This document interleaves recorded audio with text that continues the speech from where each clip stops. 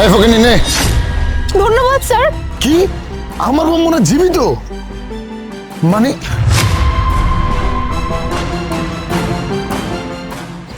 আচ্ছা, আপনি এইভাবে রাস্তায় শুয়ে আছেন কেন?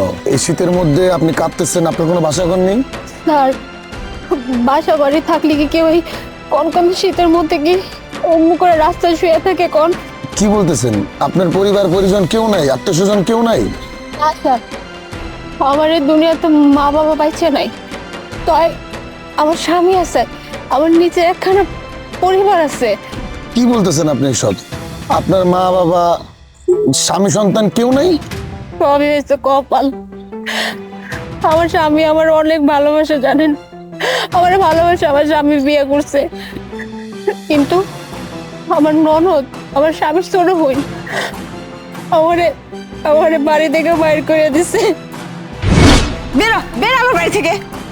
দুলা, তুমি আমার বাড়ি থেকে বের করে দিচ্ছ, আমি কোথায় যাবো বলো? আমার তো কোনো জায়গা নেই বাড়ি ছাড়া। তুমি তো জানো এ দুনিয়াতে আমার মা বাবা কেউ বাইচা নেই, শুধুমাত্র তোমরাই আমার আপনজন।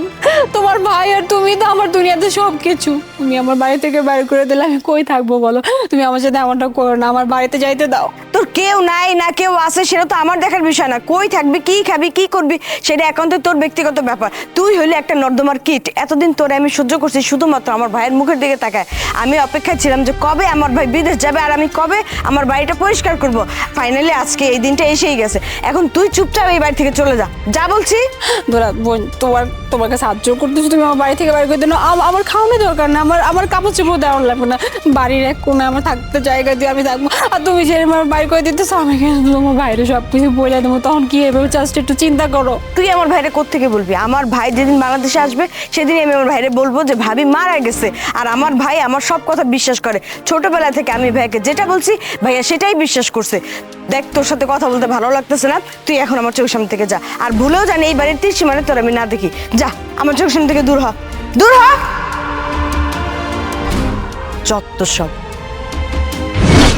আপনি জানেন স্যার, আমার ননদরে না আমি আমি আমার নিজের ছোট বোনের মতো দেখতাম।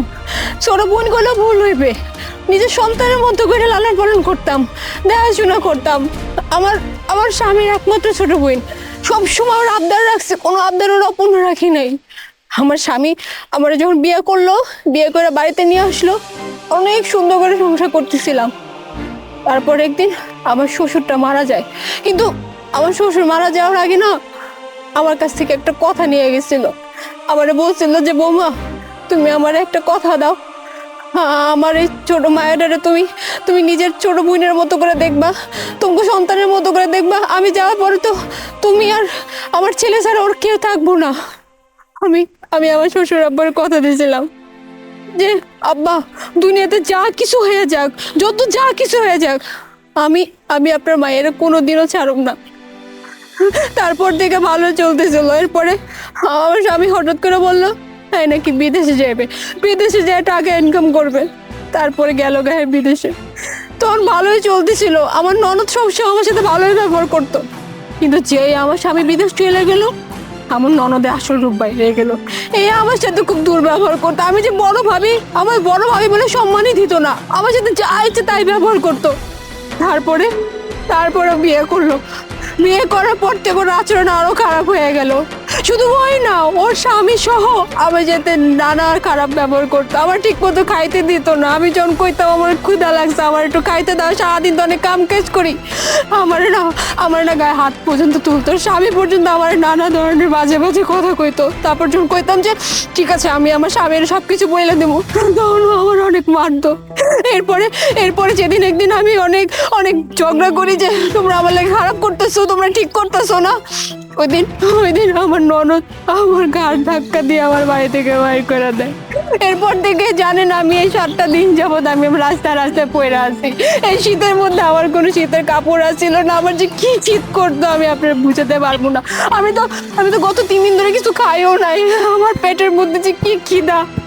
আমি জানি আমার স্বামী মনে আমার খুঁজতেছে, কিন্তু আমার স্বামী আমার খুঁজে পাইতেছে না, কারণ আমার ননদ না জানি কি উল্টাপাল্টা আমার স্বামীরে কইছে। কিন্তু আপনি জানেন স্যার, আমার স্বামী যদি একবার জানে যে আমি দুনিয়াতে বাইচে আছি, আমার যেমন হোক আমার স্বামী আমার খুঁজে বের করো, আমি এই আশায় আছি।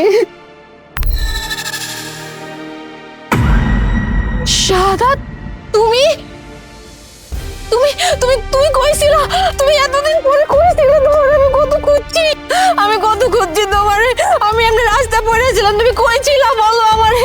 আমি তোমাকে খুঁজি নাই এমন কোনো জায়গা নাই। তোমার নাম্বারে কতবার আমি ফোন দিছি কিন্তু তোমার নাম্বার বন্ধ। আমাকে যখন আমার বোন বলছিল যে তুমি মারা গেছো, আমার না কোনোভাবেই সেটা বিশ্বাস হইতেছিল না। তাই আমি নিজেকে নিজে বুঝতে জন্য তোমাকে আমি কত খোঁজাখুঁজি করছি, কিন্তু আমার মন মানে নেই। আমার মনে বিশ্বাস ছিল যে তোমাকে আমি একদিন খুঁজে পাবো, তাই বলে তোমাকে আমি এইভাবে খুঁজে পাবো এটা আমি কখনো কল্পনাও করতে পারি না। আমি মানতেই পারতেছি না যে যেই বোনকে তুমি নিজের বোনের মতো লালন পালন করে বড় করছো, আমার সেই বোন কিনা তোমার সাথে তুমি আমার সাথে বাসায় চলো। আমি ওর ব্যবস্থা আমি করতেছি, তুমি আমার সাথে বাসায় চলো। না না, আমি আমি বাসায় যেতে পারবো না। আমি বাসায় গেলে তোমার বই না আবার আমার সাথে দুর্ব্যবহার করবে, আমি চাইও না তোমাদের মধ্যে সম্পর্ক নষ্ট। আমার তুমি বাসায় নিও না। এই মোনা, তুমি এটা কি বলতেছো? তুমি আমার স্ত্রী, আমার সবকিছুর ভিতরে তোমার অধিকার আছে।